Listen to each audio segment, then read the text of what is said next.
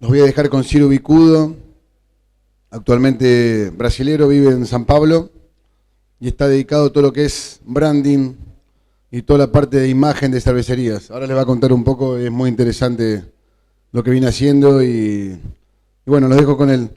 Va a hablar en portugués, bien devagar, bien despacio, lento. Cualquier cosa yo me quedo acá y si hay que traducir alguna palabra, y después para las preguntas también. Oi, eu vou contar um pouco de como eu comecei a trabalhar e de qual foi o processo que eu fiz para chegar até cerveja e, a partir disso, como eu transformei o background que eu tinha de outras culturas, eu levei para dentro do mercado de cerveja artesanal lá no Brasil. Eu cresci na década de 90 e no meio de uma cultura muito forte, assim, independente, vivendo a cena de música alternativa, a cena de surf e de skate.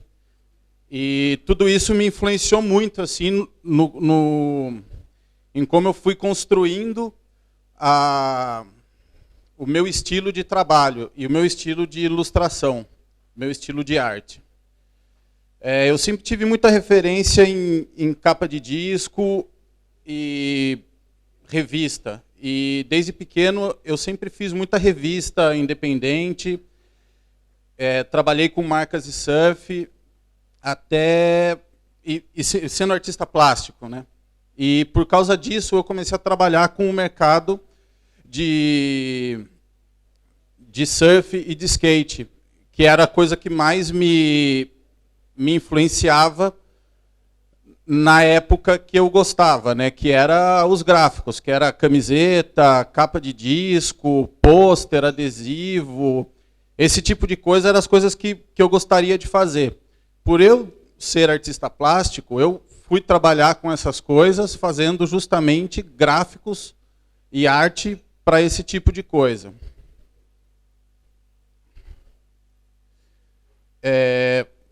Eu fiz algumas exposições no mundo, assim, todas relacionadas com esse tipo de cultura, que era cultura independente, surf, skate e música.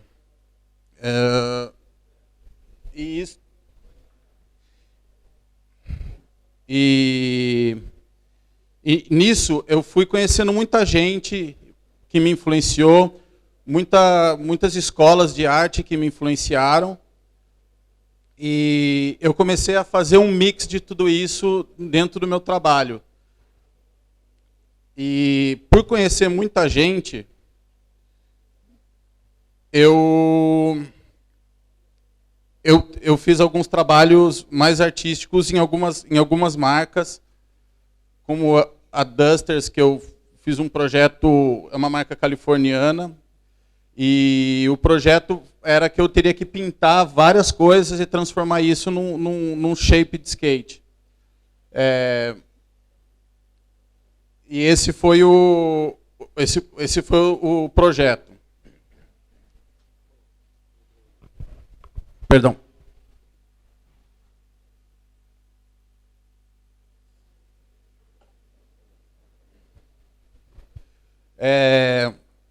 Conhecendo as pessoas pelo mundo,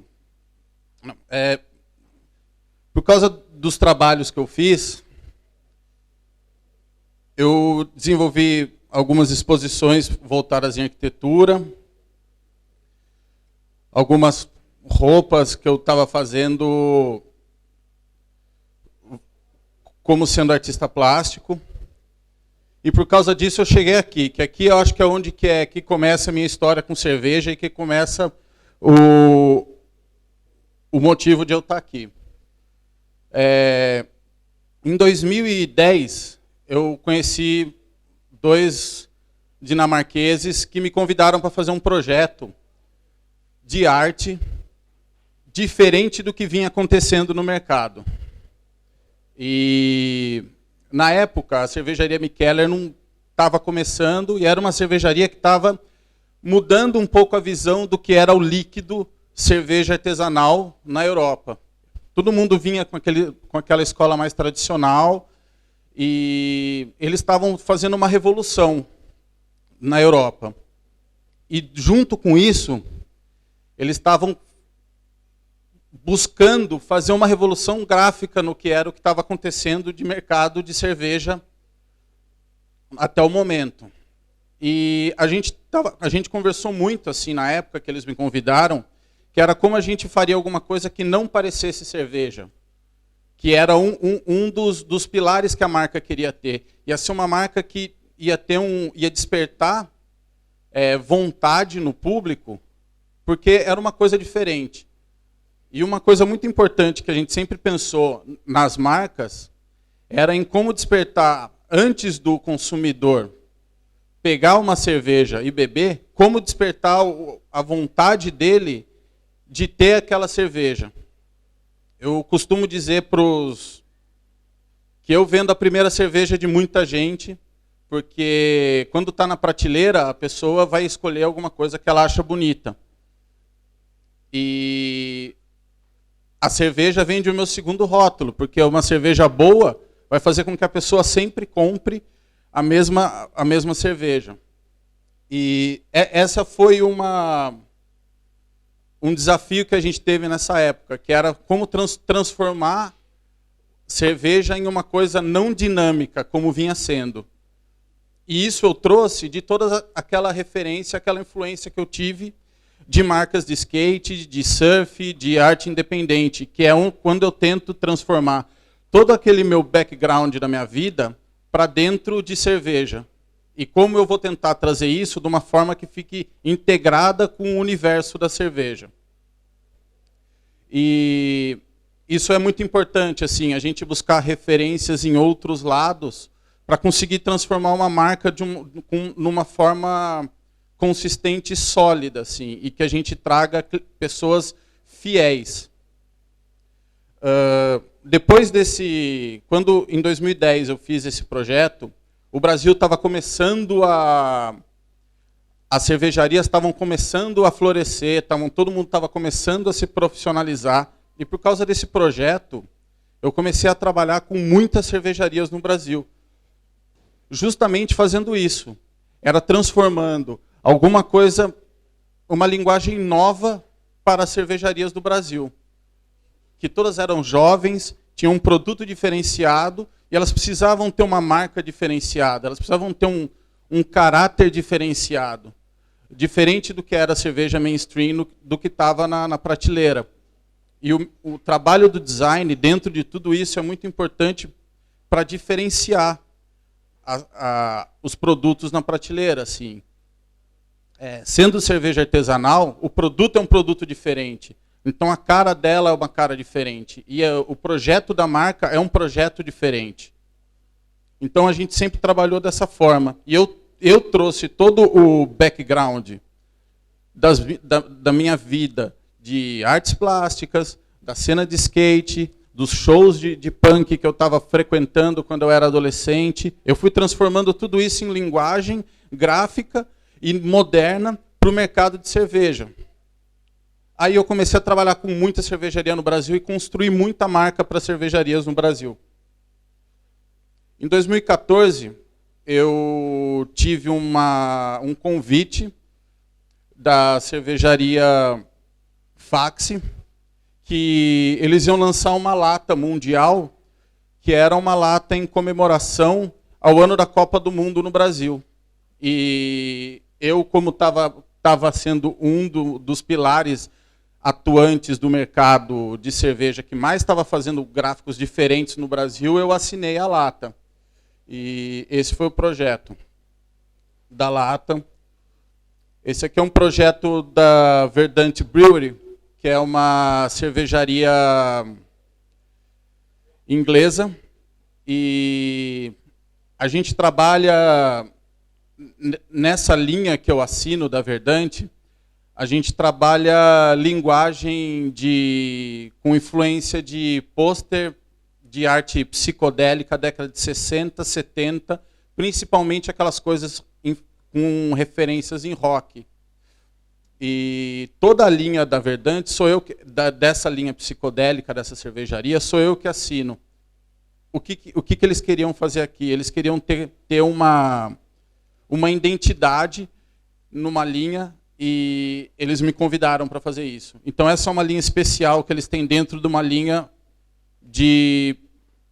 dentro de toda a cervejaria.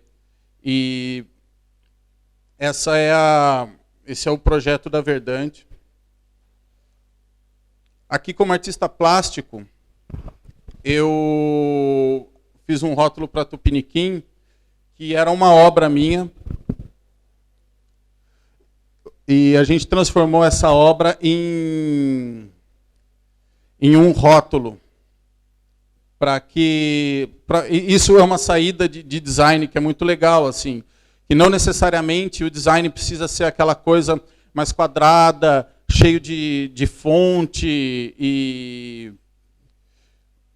talvez um pouco mais careta, assim. A gente tentou trabalhar de uma forma mais explosiva, mais alternativa, assim, e em como transformar um pedaço de uma obra de arte em um rótulo.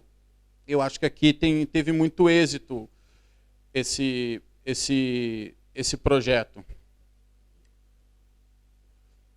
Esse é um outro projeto que eu faço que eu fiz para Trimonques, que é uma cervejaria carioca. E aqui é o que eu falo sobre o crossover de referências. Vocês viram que no começo eu mostrei umas pranchas onde tinha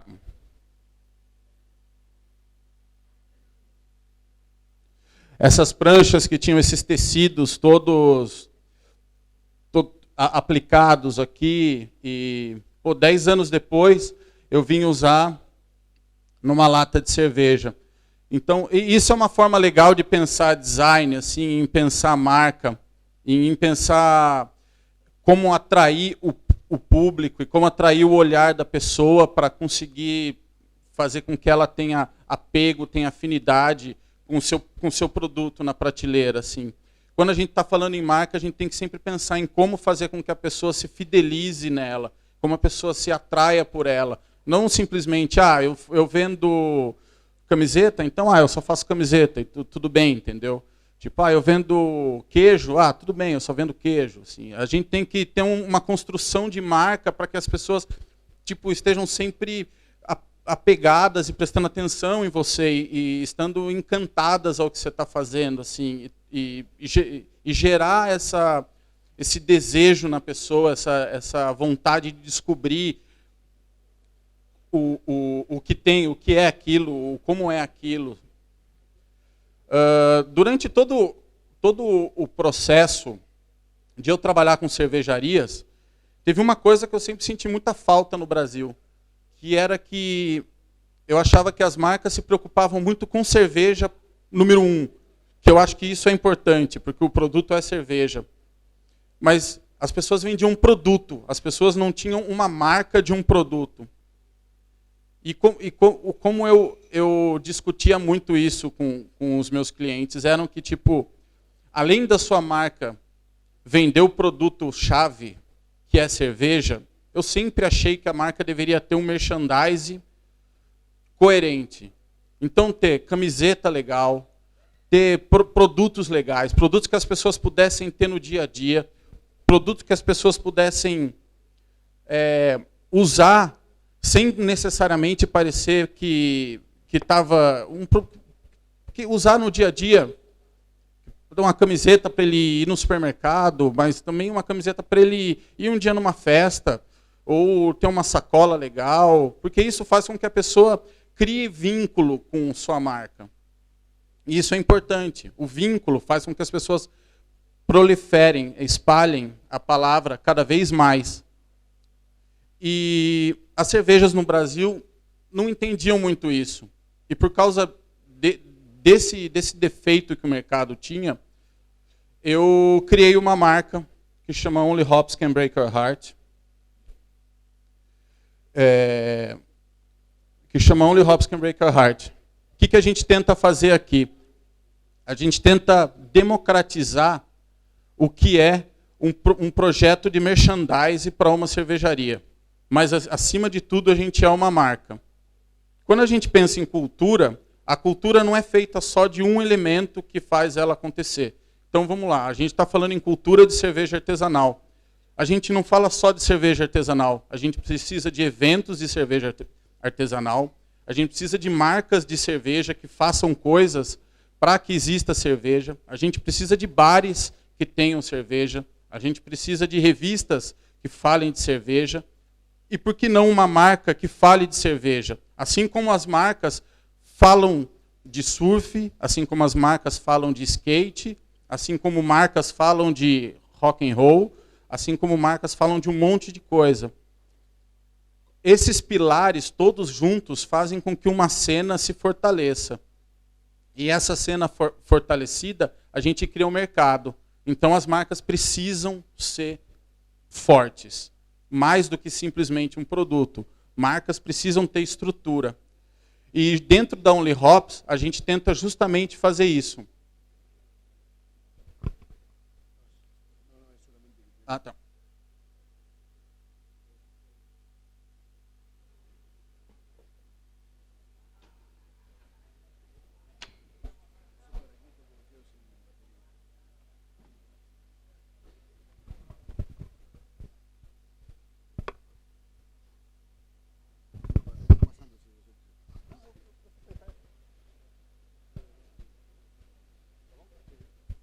E dentro da Only Hops a gente tenta fazer isso. A gente tenta democratizar o que é merchandising. A gente tenta fazer com que as pessoas enxerguem que todo mundo pode ter isso. A gente começou a marca pensando em 3 coisas muito importantes. A marca teria que ter produto com desenvolvimento e qualidade de produto diferente do que geralmente as pessoas faziam. Bom, no Brasil as pessoas pensam em camiseta de alguma cervejaria era camiseta promocional. Acabou isso. A gente não ia mais fazer camiseta promocional. A gente ia criar um produto que fosse tão bom quanto um produto de uma marca que as pessoas compravam de uma marca de surf, uma marca de skate, ou uma marca de streetwear. Esse foi o primeiro ponto. A gente ia transformar o nosso produto em uma coisa premium. Isso a gente linka com a cerveja. O líquido que as pessoas bebem dentro da cena de cerveja artesanal é um líquido especial. Entendeu? A gente ia fazer com que a gente ia se preocupar com design e a gente ia ter conceito. Então todo o design da marca ia ser feito com muito carinho, assim, e nada ia ser repetido. A gente ia sempre trabalhar com artes novas. Para quê? Para gerar curiosidade nas pessoas, para gerar followers, porque todo mundo ia estar vendo coisas novas que a gente ia estar fazendo. A marca ia estar sempre se atualizando. E a gente ia fazer com que... E a gente ia carregar o nome, o tema cerveja artesanal para o mundo inteiro. Só que falando disso em roupa. Por quê? Era uma forma da gente conseguir ter um tema diferente, um tema atual e um tema legal para as pessoas. Ia mudar a vida delas como mudou a nossa. Então esse é o projeto da Only Hops Can Break Your Heart. A gente tem uma linha de bar supply, onde a gente tem todas as coisas a gente tem a linha de bar supply, que a gente trabalha com copo e equipamentos de bar. A gente tem uma linha de roupa, e na linha de roupa a gente faz o quê? A gente trabalha como uma marca de moda. A gente tem 3 coleções durante o ano que a gente faz lançamento, e no meio dessas 3 coleções a gente lança 3 drops de coisas diferentes. Para quê? Para que toda hora todas as pessoas estejam ansiosos e curiosos para ver o que a gente está produzindo.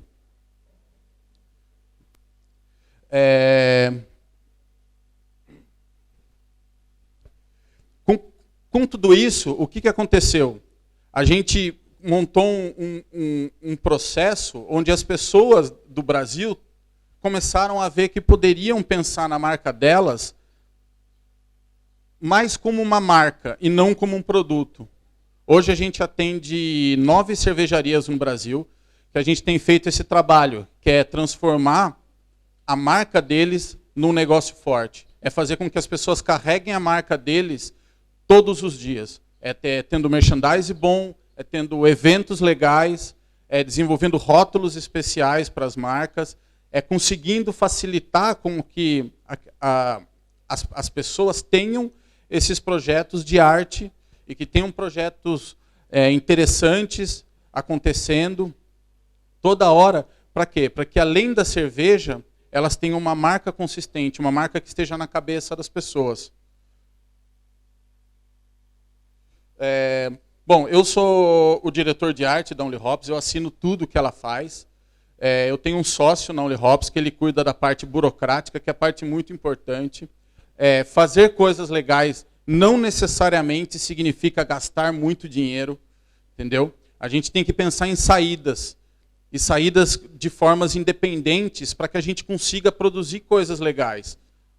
Então, um vício que as cervejarias tinham no Brasil, ou ainda tem, é sempre assim, mas a Ambev tem muito dinheiro, por isso que eles têm um bar super legal. Eu falei, não, isso está errado. Tipo, vocês precisam construir a marca de vocês com carinho, acima de tudo. Assim.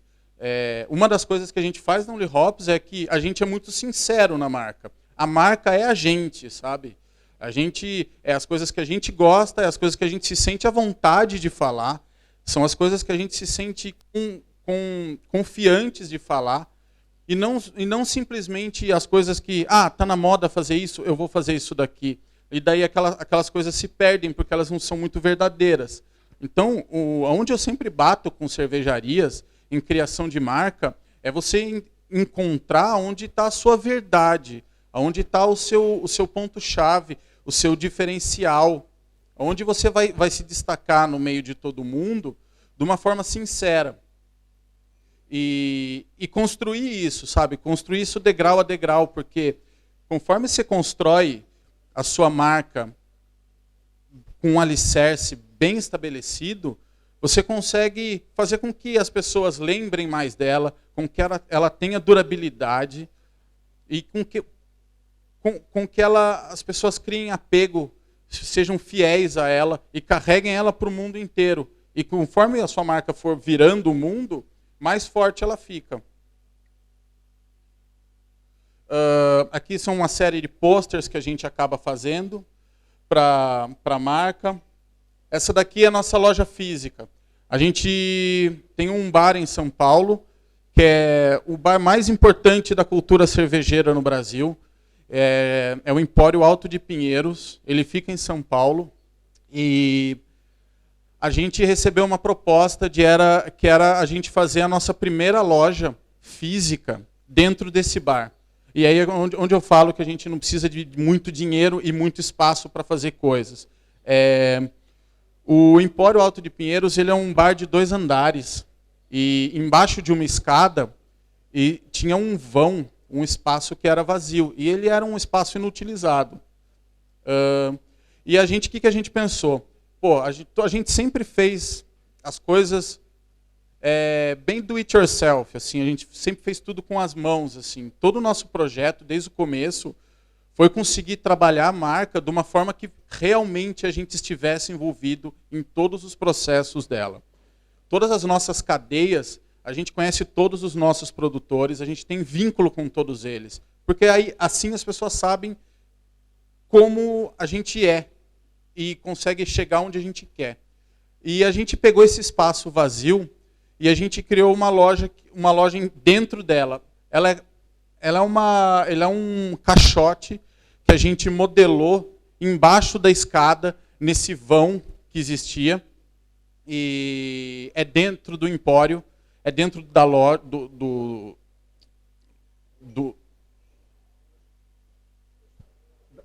é dentro da loja, do espaço do empório, tem uma subloja, que é um espaço que você entra e lá é o nosso universo. Lá tem todos os nossos produtos e lá é o lugar que a gente faz para eventos especiais e coleções especiais. Então, assim, lembra que eu falei que a gente lança 3 coleções durante o ano e mais 3 coleções no intervalo desses lançamentos? Todos esses lançamentos são peças exclusivas que vão para essa loja. O que a gente faz? A gente faz com que as pessoas sempre estejam dentro da nossa loja e sempre estejam vendo coisas novas e consumindo coisas novas e vendo coisas nossas. Isso é muito importante para uma marca. A marca precisa ter pessoas sempre olhando o que vocês estão fazendo. Elas não podem esquecer você em nenhum momento. E essa é a nossa loja. Aqui, Only Hops Can Break Your Heart, um pouco de desenho. E é o que a gente faz, cara. A gente quer levar design, arte, cerveja para todo mundo. E é isso.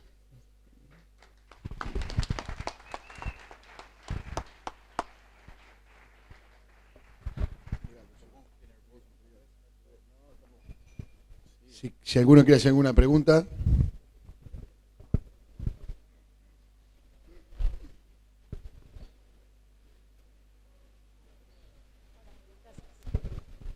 Oi, bom dia, parabéns.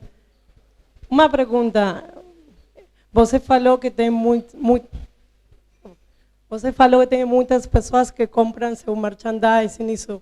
Tem uma idade aproximada deles? Eles estão procurando produtos sustentáveis? Você falou que você conhece seus produtores. Eles têm uma consciência disso? Estão procurando uma coisa mais ecológica, friendly? Ok, obrigada.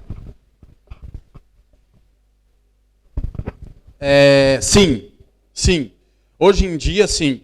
Há 10 anos atrás, quando eu montei minha primeira marca, a primeira ideia era, eu só trabalharia com material de reciclagem e é meio megalomaníaco isso que eu estou falando, mas assim, eu sempre preciso fazer tudo. E é difícil, mas eu faria tudo. Foi um desastre. Ninguém entendeu o que eu queria falar. A marca acabou. Deu 2 anos, a marca acabou, não existia mais. E eu achei complicado isso, porque eu falei, poxa, existe uma cadeia dentro de tudo isso. 10 anos depois, a Only Hops existe, ela trabalha com material de primeira qualidade, ela trabalha com toda a nossa cadeia, a gente ajuda alguém, e hoje isso faz diferença. Hoje o mercado está pronto para entender isso. Hoje o mercado consegue entender o que é algodão orgânico, há 10 anos atrás não, entendeu? Hoje esse tema está em voga, esse tema acontece e esse tema é bom, entendeu? Eu acho isso super válido, assim. Principalmente quando você consegue fazer escala disso, entendeu? Um problema que eu tive no meu começo era que, às vezes, eu conseguia fazer 30 camisetas. Eu não conseguia fazer 50. E era muito caro. Então, meu produto era muito caro. Hoje não, hoje eu consigo escalonar isso daí, eu consigo ter isso de uma forma consciente. Número 2, você falou de idade. Idade é muito importante, porque assim,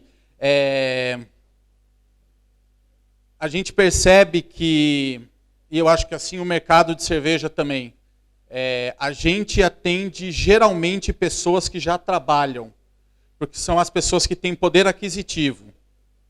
E o nosso melhor cliente, apesar da gente só ter, a gente só teve até no começo do ano linha masculina, nossos melhores clientes eram mulheres. Porque as mulheres compravam nossas roupas para os maridos e para elas. Entendeu? Ainda hoje, mulher é a melhor coisa que eu vejo entrar na minha loja. Entrou na loja, comprou um monte. Homem entra lá, fala, camiseta legal, vou tomar uma cerveja. Vai tomar cerveja e esquece da camiseta. Mas é isso, tem diferença no comportamento do consumidor, assim. Mas eu acho que, assim como o consumidor de cerveja artesanal já é alguém que tem um pouco mais de cultura, o consumidor para esse tipo de produto especial, ele é um consumidor que já entende mais o que a gente está fazendo. Entendeu? Então eu acho bem válido assim explicar as coisas, sabe? Pensando agora em cervejaria, o projeto da Mikkeller, a princípio, a gente pensou em fazer em papel reciclado, só que na Dinamarca eles não estavam conseguindo um papel reciclado que nem eu conseguia no Brasil. E isso era uma coisa que a gente queria falar, ó, isso aqui vai ser de papel reciclado. Tá, tem uma cena que tem acontecido, e a Argentina tem algumas coisas bem legais, que é a cena de vinho natural, que é o oposto do vinho comercial. É como se fosse a cerveja artesanal do vinho. São vinhos feitos de forma ancestral, que é maceração de uva e fermentação, só que são vinhos sem aditivos químicos. E toda a cadeia de produção, desde embalagem, de produto e embalagem, e desenvolvimento de marca dessa cena, é toda a cadeia ecologicamente correta. E é bem legal, assim, é uma cena bem legal acontecendo, e é uma cena que carrega a cultura. Há 10 anos atrás, as pessoas não sabiam o que era ser ecológico, ser sustentável. E eu acho que algumas pessoas conseguiram fazer com que as pessoas entendessem e vivessem a cultura de ser sustentável. Uma coisa que uma marca precisa fazer para que ela tenha longevidade é que ela gerar cultura para que as pessoas